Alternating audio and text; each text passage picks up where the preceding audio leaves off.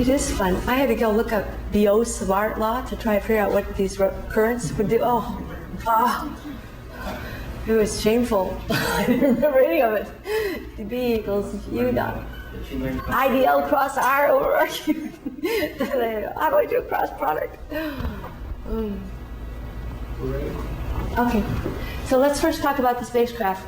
Primarily, the fluctuations will come from the inherent flux in the solar radiation pressure, and then thruster noise. The solar wind and micrometeorites are much less by comparison. I'm not even going to talk about them. I said earlier the relative fluctuations in the solar flux are about 0.1% at a millihertz. They get much worse at about, as 1 over nu to the 1/3 power. So we already talked about this in the reality check. The solar radiation pressure fluctuations on the spacecraft are down there at about 10 to the minus 10 meters per second squared. The thrusters are a little bit worse, maybe twice as bad. So the net, when you RSS them, the net contribution from spacecraft thrusters is 3 times 10 to the minus 10 times this factor. Not only is it the dimensionless coupling to the spacecraft, but it's also helped out by a gain of the spacecraft. Where we said earlier that K needs to be smaller than about 10 to the minus 7 per second squared. That tells me that if I want to make this contribution, remember what, that's this contribution. If I want to make it smaller than, say, maybe 10% of the whole budget, I need a spacecraft gain, control loop gain of about 3,000, which nobody rolls their eyes at, not so hard. So see, we've already made a bunch of predictions based just on the spacecraft. But now the big deal is to get to that first term, and this has about 15 contributions, and one of the worst ones at very low frequency, was only discovered last December. So this is science in progress, and this is why it would really be a good thing if you would go through and check the critical things on the table of 15 components, because if we could just find one that just about kills us, and we only found it last December, well, who knows what else is in there? Either ghosts are lurking or we've done something wrong. So and don't worry about this. This is just for your reference if Kip really makes you do these problems. There are about 15 contributions. 4 of them are magnetic, and they come primarily from gradients of the local spacecraft magnetic field, and also fluctuations in the interplanetary magnetic field. And of course, they depend on the velocity of the proof mass in spacecraft, the charge buildup, and susceptibility. Then we've got about 3 that are just simple classical mechanics impact forces. Cosmic rays, mostly 200 MeV and higher, residual gas, and laser photon radiation pressure. And then there are another 3 that are entirely thermally related, and one of them at least is just a killer. The killer is really the thermal radiation pressure difference on each side. But you also have a so-called radiometer effect, which is temperature fluctuations means differential gas pressure on each side. So in addition to mechanical collisions of gas, you have differential gas pressure because of thermal fluctuations. And then of course the other one I talked about was because of temperature fluctuations on the spacecraft, you have thermal distortions of massive elements, and that mimics a gravitational wave. And then you got 11, 12, 13, 5, 5 that are from this capacitive sensor. And 2 of them, one in particular, the one we found last December, just blows the budget completely if you try to take it down to 10 to the minus 5 hertz. I mean, it blows it by a factor of 8. Instead of 3 times 10 to the minus 15, it takes a whopping 9 all by itself. So strong impetus to look at it carefully and also to consider other options for the sensor or find ways to move them. So let's just remark, going down 10 to the minus 5 hertz means wanting to be able to study very massive black hole binaries. That would be the thing, and then risking that when it comes to binaries, you're in the noise. And so you're only going to guarantee us spacecraft, or at least a performance down to 10 to the minus 4 hertz, and we have to pray to be able to go to 10 to the minus 5. You will, but the curve goes up so steeply. All these effects that you're seeing that make the force noise not white. All these things that the fluctuations in charge, the fluctuations in interplanetary magnetic field, the fluctuations in the solar flux, they all have this 1 over nu or 1 over nu to the 1/3 or something, and that just really kills you down. So this lovely left edge of the noise curve that we see is going to skyrocket over 10 to the minus 4. Yes, and instead of going like that, it starts to curve up like this. good. If you switch to some other readout and actuation system, then maybe you can do better for us. All the electrostatic forces would go, and the only one that would remain bad, but it's still a factor of 3.5 below the total budget, is the thermal pressure. And if you want to get down to 10 to minus 5 hertz, these long period thermal fluctuations, they start to require active thermal control, but not difficult. We're talking about active thermal control of the spacecraft and the Y tubes, not the proof mass. But it's really not something scary, not something that even hasn't been done. But it would be needed, and so it's an added expense. Again, this table is, you can just use it for homework and reference. Here's your 15 disturbances that we know of now to the proof mass. These 5 are from the capacitive sensor. Here's the one that bites you down here at 10 to minus 5 hertz. It just destroys the whole budget. And it comes from charge fluctuations on the proof mass multiplied by the unavoidable difference in voltage across the 2 plates, which you have to sense. The charge, here. But the charge fluctuations we also can't help. That's just from the random impacts of the cosmic rays. So we don't, and those random impacts go as 1 over nu. So we're stuck here. This is a killer at low frequencies. Other than that, at a millihertz, for example, the capacitive sensor isn't all that bad. Although there's some assumptions here to make it look not bad, like a capacitance to ground that's very small, which may not be true. So this factor of 1/6 may not be there. This could be 6 times higher, which would be bad. There are lots of reasons why to believe that these numbers could be much worse than I've written. These numbers, however, are not terribly debatable. So, number one, the fact that these are bad, and number two, the fact that they're debatable, means that a lot of work needs to be done looking at the sensors and other options. The fact that these are bad in some cases, but not so debatable, just means that we need to look at what causes them to be bad and see if we can't work on it. For example, here's something, a magnetic effect, I'll talk about in just a minute, that depends primarily on fluctuations in the interplanetary magnetic field, and of course requires a small susceptibility for the proof mass. We can't do anything about the fluctuations in the interplanetary field, but here's a gradient, B over R, of the local spacecraft magnetic field. Since that becomes an important factor at the low frequency, there's impetus to drive down the local spacecraft magnetic field. All that means is perhaps push the electronics and the power where the currents are, push them out a little farther. That doesn't seem so difficult. Other things like residual gas pressure, they don't have any frequency dependence. The thermal radiation pressure fluctuations, they're bad, but they never get worse. And they're livable. So, anyway, that's that. You can use that table for Chip's problem. Very briefly, it looks like a lot, and it is a lot. I'm not going to go through it much, but you'll have it for reference. The magnetic field, I've had questions before from people who go, why is magnetic such a big deal? And they can understand the Lorentz force. Let me go back to this Lorentz force because it's really not that big a deal. You have to go down to 10 to the minus 5 hertz before the Lorentz force is that big a deal. And that's because we don't let the charge build up that much. We'll discharge the proof mass maybe once a week, maybe only once every 2 weeks. And this still wouldn't be a bad factor. So the Lorentz force is easy to understand, but it's not the one that bites you. The one that does is the one that's not intuitive, which comes purely from the susceptibility of the proof mass, the local magnetic field, and unavoidable fluctuations in the interplanetary field. So that you're assuming the local magnetic field is really pretty steady, and the dominant fluctuations are due to the interplanetary. I assumed fluctuations for it, and I assumed them to be, I think, about 10%. Yeah, at worst. But they're much less than the interplanetary fluctuations. The problem is that the interplanetary fluctuations have a 1 over f frequency dependence. The spacecraft magnetic field fluctuations do not. So at a millihertz, the spacecraft fluctuations are bigger, but they're livable.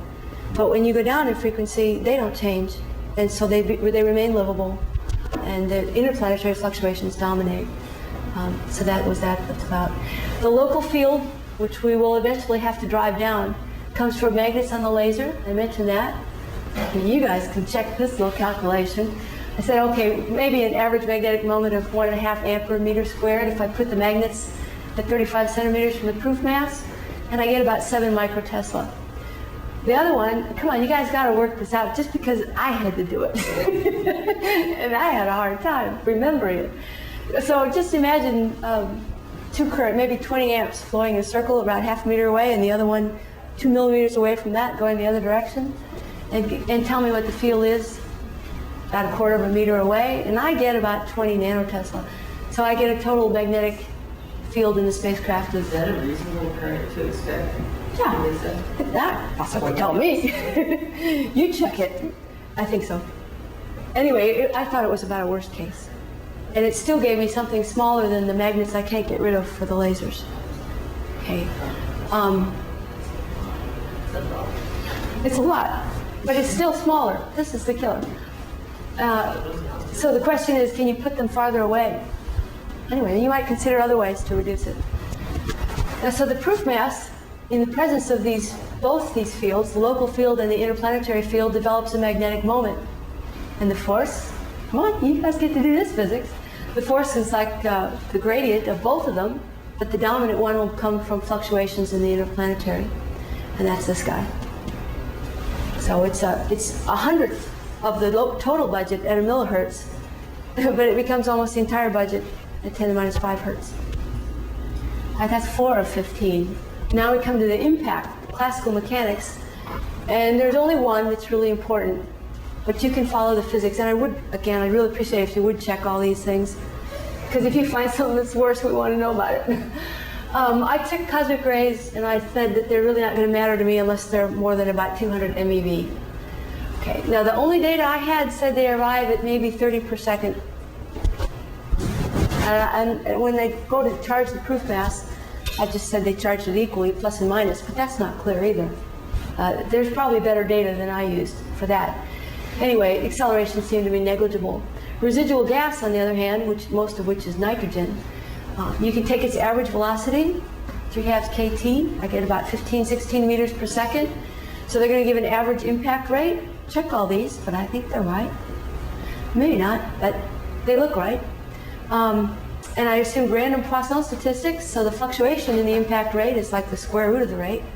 And I get about 10% of our whole budget, a little bit less. And that's only if I assume a very small local pressure.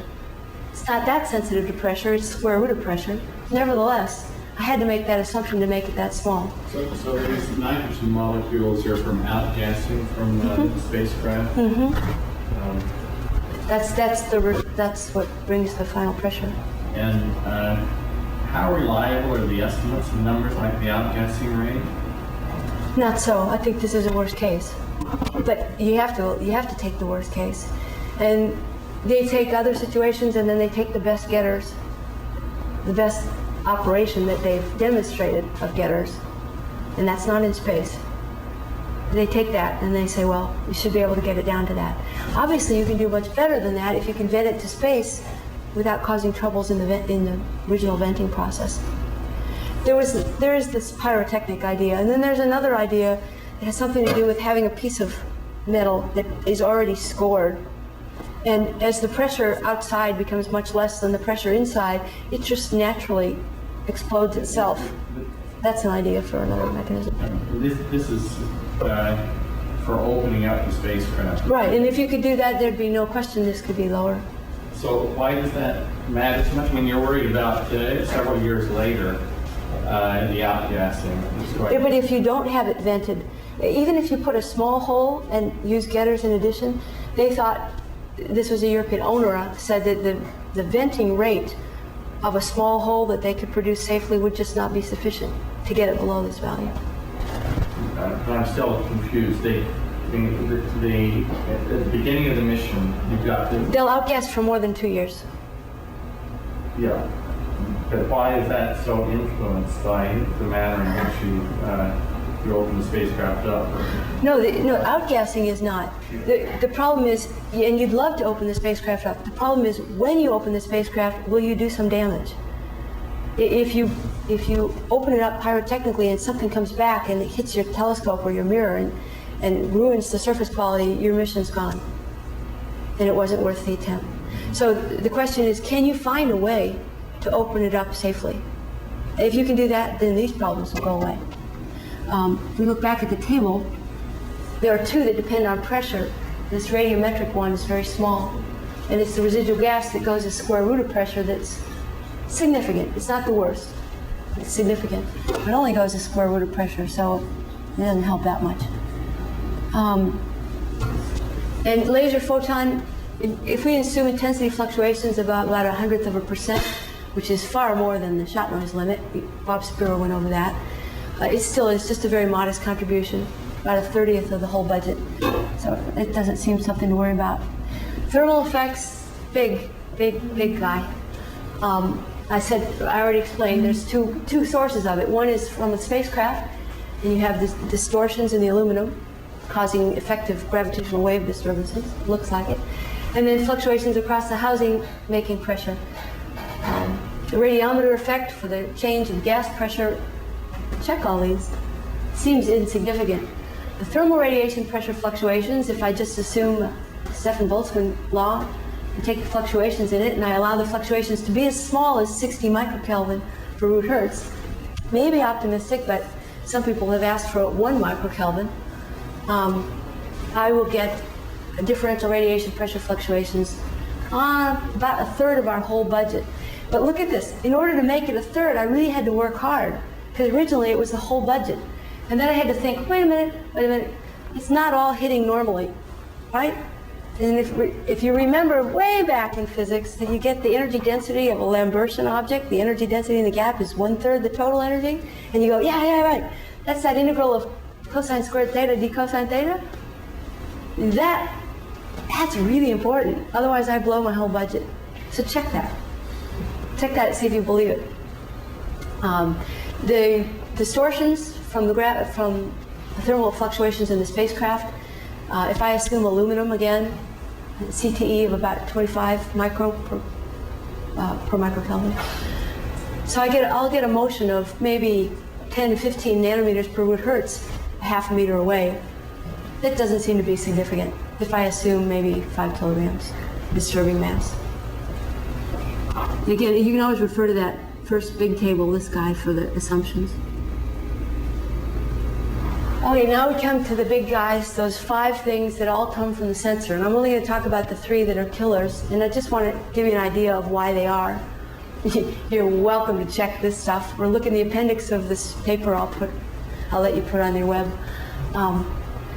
Because it took me a while to derive that, and it's not done anywhere else, and I'm not, well, I guess I'm sure about it, I just don't like it. So here's your little proof mass, and the electrodes around it. There's a gap on each side, nominally equal, but not quite. So nominally 2 millimeters, but there could be an asymmetry of maybe a micron. The average voltage on each side might be 1/10 of a volt, and the difference of the voltages maybe 1/100 of a volt. Fluctuations, we'd like to think they could keep them down to 10 microvolts per root hertz. Not clear, but that will be a fluctuation that turns out to be important. You can work out what the capacitance for each side, but it's about 6 picofarads. So the total capacitance, if I ignore a capacitance to ground, which I didn't draw right here, about 6 times that. If I don't let the charge build up past 1/10 of a picocoulomb, then this turns out to require discharging about once a week, at least with the data I use for charging rates. And but with a Poisson fluctuation in the charge rate, which unfortunately scales as 1 over frequency according to our data, that's a killer, that's a bummer. And every piece of data shows that. That's all from cosmic rays, so love it if you could come up with new data, but I don't think so. You can just go through the whole thing, write the total mechanical energy for all these electrodes, and then write the force as the derivative. Let's just talk about one axis of the energy. And you get electrostatic forces, you get free charge interfering with its image charges on the electrodes, and then you get the free charge interacting with the applied voltages through capacitance gradients. Trouble. The biggest one turns out to be fluctuations in the charge interacting with the difference in voltages, the mean difference in voltages across electrodes. They say that they can't go smaller than 10 millivolts in order to have any reasonable sensor sensitivity at all. And we know they can't do anything about the charge fluctuations. So here it is at almost 1/10 of our budget. And I didn't write it here, I missed that, but this should be 1 millihertz over F. So it goes like 1 over F from delta Q. Always 1 over F, or 1 over nu. So this is trouble. That's the killer at 10 to the minus 5 hertz. So here's a quick summary of our disturbances. We can keep all the direct disturbances, even those from the electrostatic effects, down below half our total budget. Oops, this should be for nu greater than 10 to the minus 4 hertz, typo. And it's dominated by thermal radiation pressure, residual gas impacts, and by this sensor effect, charge fluctuations interacting with the difference voltages. But at 10 to the minus 5 hertz, they're over the whole budget, and they're aggravated a little bit by gradients of the spacecraft field, but they're totally swamped by the capacitive sensor. And the only way to suppress this capacitive sensor effect, A13, is to widen the gap. If you look back at it, I didn't point it out to you, but it goes like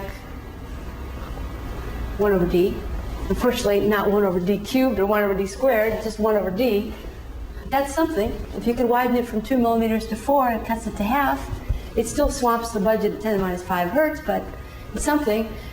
But the problem is, if you widen the gap and reduce the sensing voltage, which is really the only way to bring it down below our budget, you don't have a good sensor anymore. So, you're a world of hurt right there. I don't know what to do about that one. Okay, the final question, we've answered almost all of them except for that K. What is the coupling? And there are only 2 sources of this weak coupling between the proof mass and spacecraft. One is gravitational force gradients. You take a disturbing mass, maybe 5 kilograms, it's as big as anything's going to be, even the whole power unit isn't that heavy, and move it a little bit.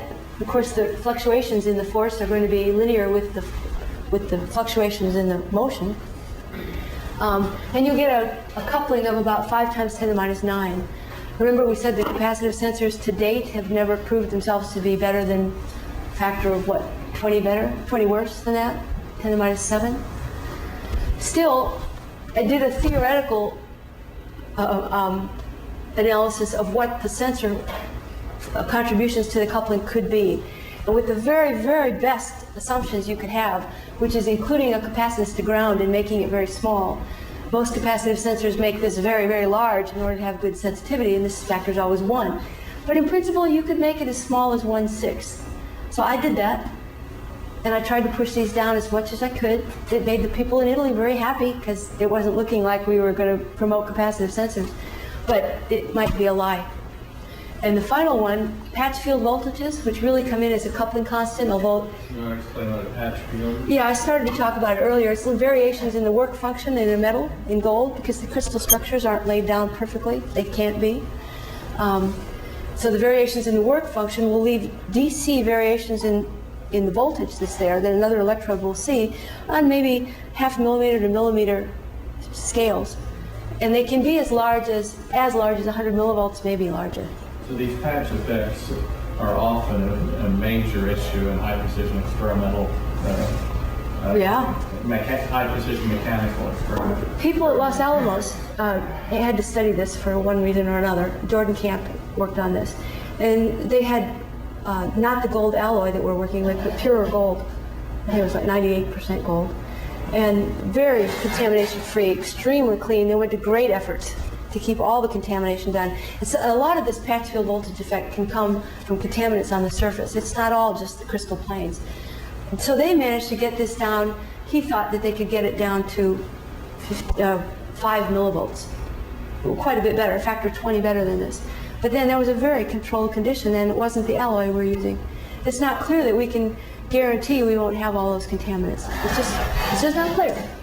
Plus, this little factor out here in front has all sorts of things to do with whether your patches are transverse or horizontal. And if you try to take a rough average, make that number 5, which is the best I've ever seen it, when Clive Speak and others have written, have tried to be honest about it, that's about as small as I can make this effect. But it could be much larger, and that's what's scary about it.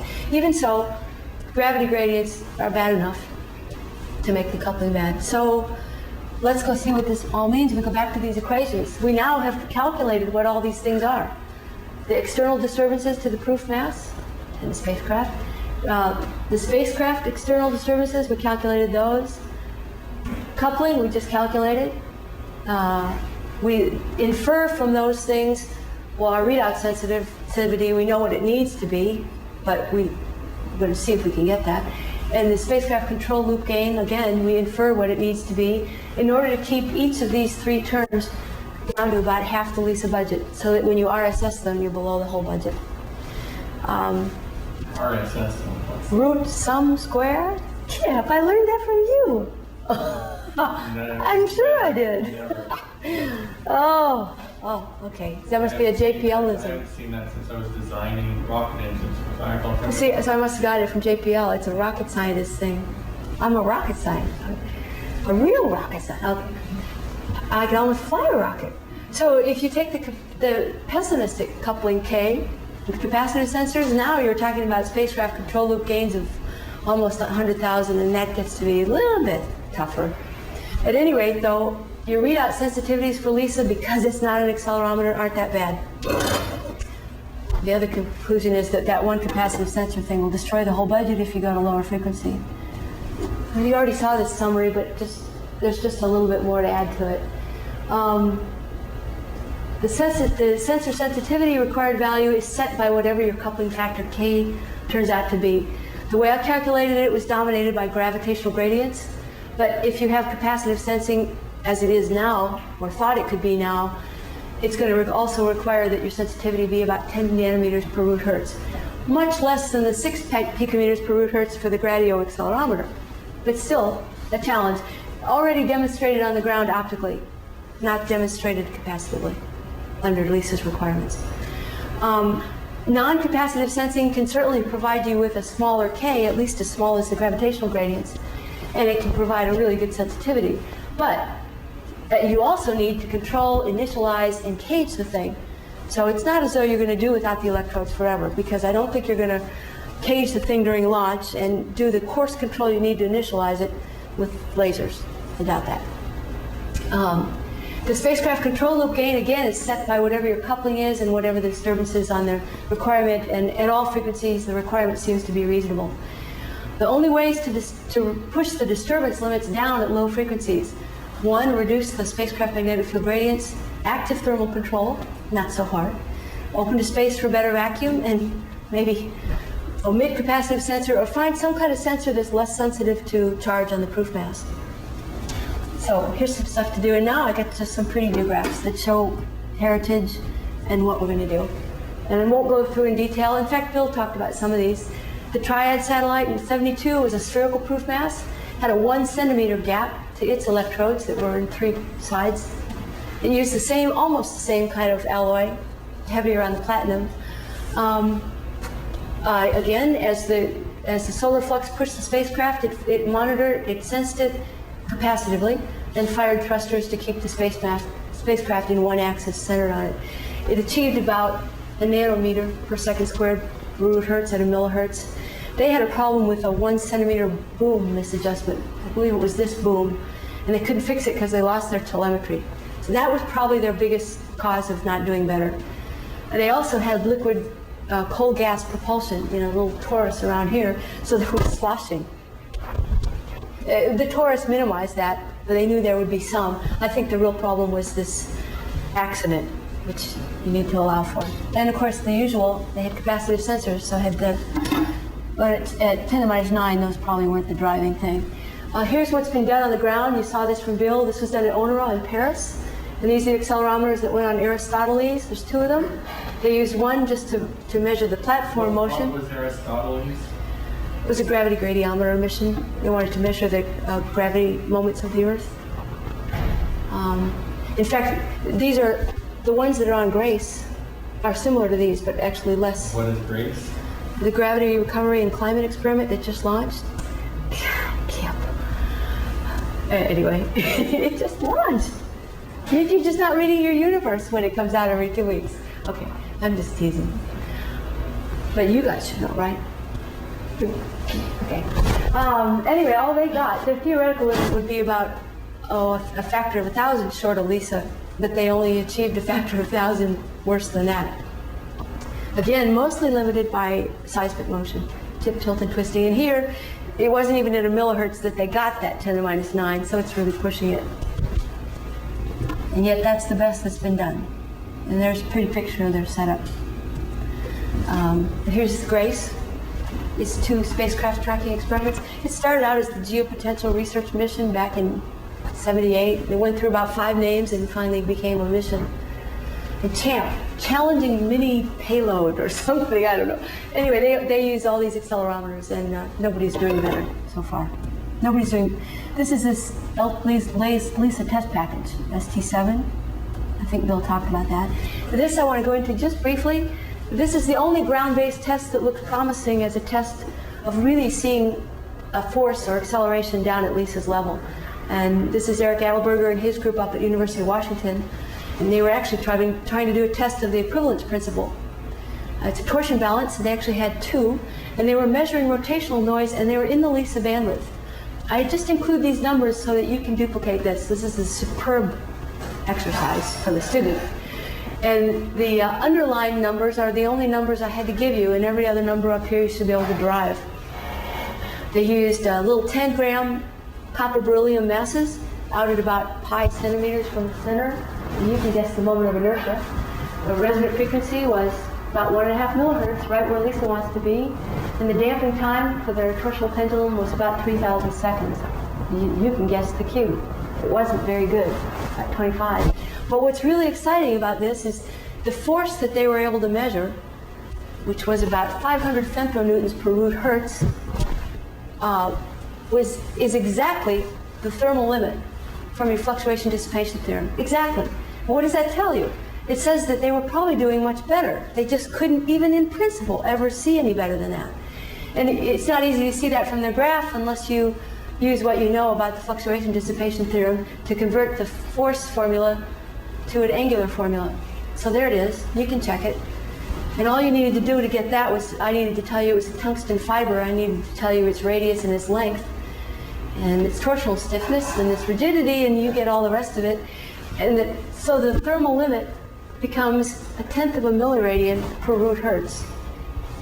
And sure enough, if I go to their frequency, never mind this arrow, that was just their rotating turntable. And I seem to have cut off my abscissa, but there we are at 1.5 millihertz, their resonant frequency. And there they are, 10 to the minus 2 milliradians squared per root hertz. So again, they're right at their thermal limit at the resonant frequency, which says that they actually did better. They thought that they were limited by tip and tilt coupling into other modes. But apparently they did as well as they could possibly have done in principle. So it's very promising. You notice how this is limited by the Q. So it's thought that if you used a higher Q fiber, maybe instead of tungsten, we went with some silicon fiber, like Phil Willems talked about here.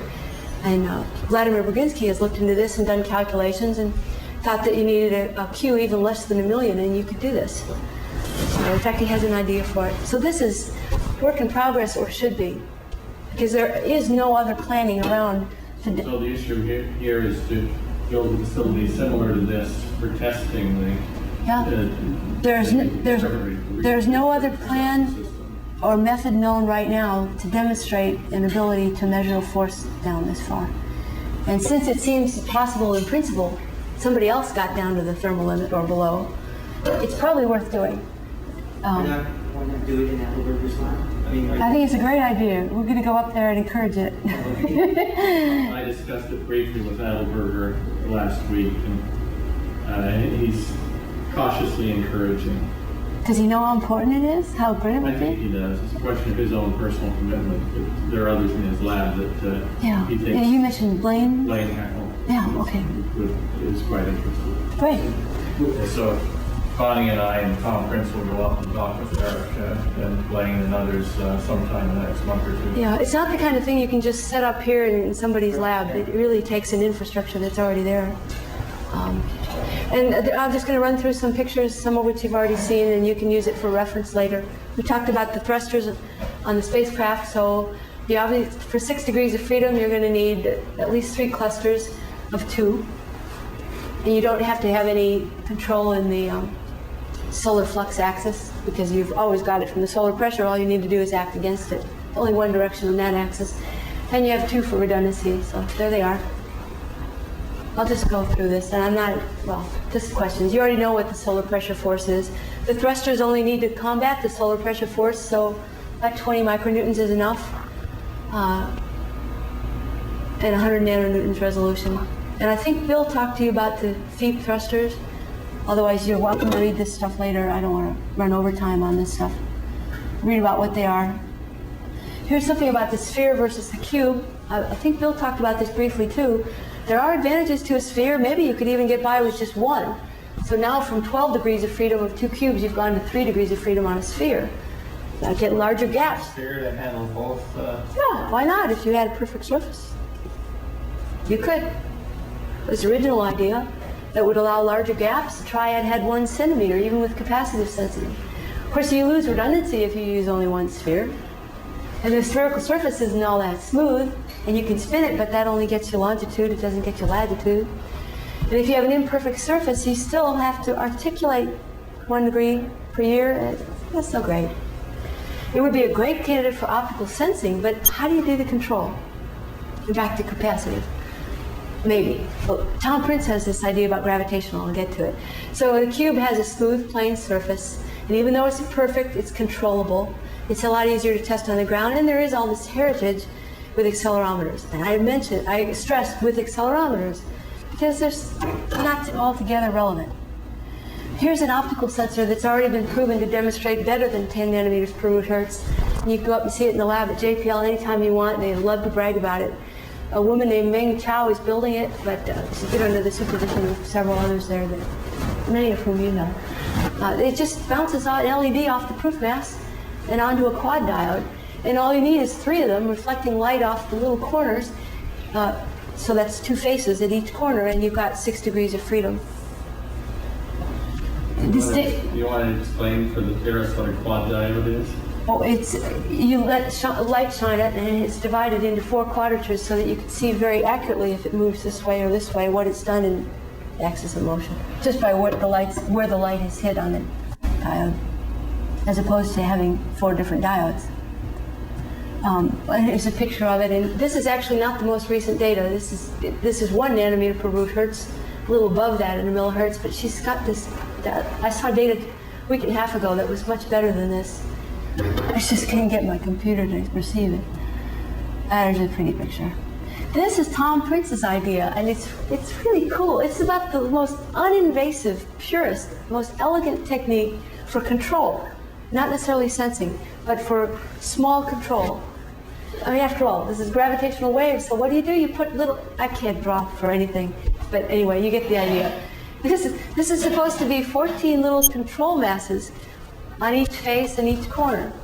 And I envision, and this is just a first thought, that you'd put each of these on a little platform with maybe 3 piezo stacks that could move and piston, tip, and tilt. So effectively, you can move each of these control masses in 3 axes. And I just did a quick calculation, treating this proof mass as a point and each control mass as a point. And I said, if I made them 100 grams, and I put them 5 centimeters away from the center, and I moved 10 microns, and you can do the exercise because you'll find that you have to go 3rd order before you have an effect. And you have to find that sometimes you move them one way and it doesn't work. But I could get a force at least equal to 20 piconewtons. That's in the ballpark. And moving them 10 microns is well within the ballpark of the piezos I looked up. I'll show you in a second. And these are the requirements you eventually need for your proof mass. So I really hope somebody here will do the exercise and tell me which ones optimally I'd need to move, how far, or just even what would work. I don't care if you optimize it, to get this kind of linear motion or rotational motion of the proof mass. And you could actually have more control masses out here on a track for course compensation if an accident occurs, like happened on Triad. You know, optical sensing or maybe capacitive would be fine. You have to sense it. Well, what a great way to actuate it without imposing voltage fluctuation. So here's this idea of having a little piezo stack to use to move the control masses. And looked up on the web and found these guys, and you could stack these all you want, and they'll get all the motion and the rotation that we need. I forgot to put the website on here, but it's in a paper I did. And I just started. I gave somebody else at JPL, asked him to help me. He does formation flying. And he came back with these incredible view graphs in 2 days no equations, no numbers, but boy, can you draw a picture. So I had to include his pictures, and I'm hoping to get some equations. But you don't have to draw pretty pictures, but I'd love it if you'd do the physics and check the numbers. So here's the whole summary, and the whole thing's done. The disturbances to the proof mass from the spacecraft and the space environment are reasonably well understood and estimated, I think, but you're going to check that. To reduce them further may require active thermal control of the housing and the spacecraft. It's really the spacecraft. Venting to space for better vacuum, and I said this as discreetly as I could, sensors that are less sensitive to proof mass charge. Because it wouldn't be right to say better sensors or get rid of capacitive sensors, because all I really need, if you look at the physics, is they need to be insensitive to proof mass charge, and that says it all. The proof mass disturbances from the position sensor back action seem to be problematic under a millihertz with capacitive sensors for this reason, sensitivity to charge. And they also involve effects that are not well understood, the cosmic ray charging rates and the patch fields. Third, the methods for ground testing of the proof mass sensors and actuators definitely need development and study. They may not be possible at the required performance level, at least for capacitive sensing. New design options need to be explored carefully and soon. And the trade studies need to be done. And I can't emphasize too much soon, because if you don't come up with a really strong argument and proof that something is viable, not just the argument that it's better, but proof that it can be done, it won't become the baseline. And it doesn't matter if it's proved a year later, the baseline won't get changed. NASA wheels turn slowly. So I'd say there's about a year window to come up with any new great idea, realistically. But you also have to keep in mind that there's caging initialization and coarse actuation. So I don't think we'll throw away the electrodes. This is for you guys. There are several promising research opportunities. That's it. End of slideshow. Click to exit. What am I supposed to click? Well, normally just your clicker. Well, you changed. Oh, there you go. Okay, I'm out. Anything you want? Any questions, or you want to see something? You want to stop? Ladies and gentlemen, the weather in LA is fine. Thank you for joining us for the flight. I'm wondering, like, how much will the in solar wind? How much will the what? How much will the observations in solar wind? The fluctuations in solar wind? Oh, they're redder and lower, and their DC value is much lower. So it wasn't a significant contribution, but I'll show you the numbers for that. I don't have them right here. I think they're in the reference, the PDF that I'll give them to put on the web. But if they aren't, email me and I'll send them to you, because I know right where they are. They're not important. No, they're much lower, about a factor of 100 lower. I think they're larger, so they must fall off with decreasing frequency.